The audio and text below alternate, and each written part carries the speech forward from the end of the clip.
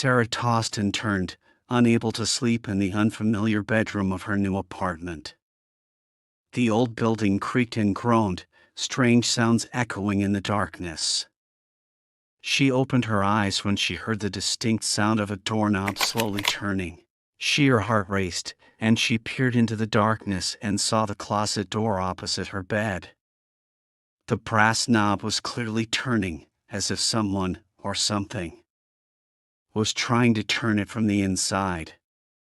Sarah held her breath, paralyzed with fear. The door began to open with an eerie creak of rusty hinges.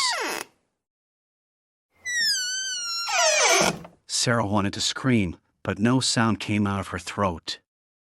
Through the crack in the door, she saw a huge bloodshot eye staring at her from the black void of the closet. There was a low, bestial growl that grew louder and more menacing.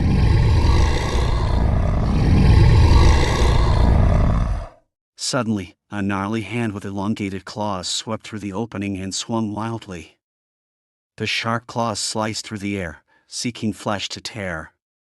Sarah finally regained her speech and let out a blood-curdling scream as the closet door thundered open. A dark, enormous figure, furred and jawed, pounced on her.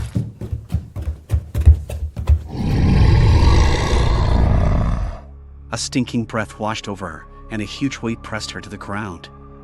She struggled desperately, but could not break free.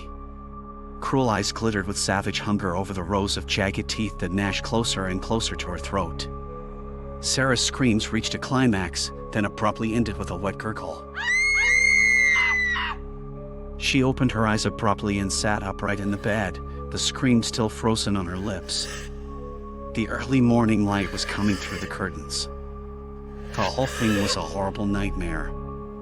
Sarah took a deep, shuddering breath, trying to calm her frantically pounding heart. But as soon as her eyes cleared, a new wave of terror came over her. She noticed that the closet door was ajar, and the floor leading out of it showed large, muddy, inhuman footprints. There was a stench in the air, the same odor from her dream. Sarah opened her mouth to scream again, but a gnarly hand clamped it shut, muffling the cry. A growl sounded near her ear, and a voice wheezed.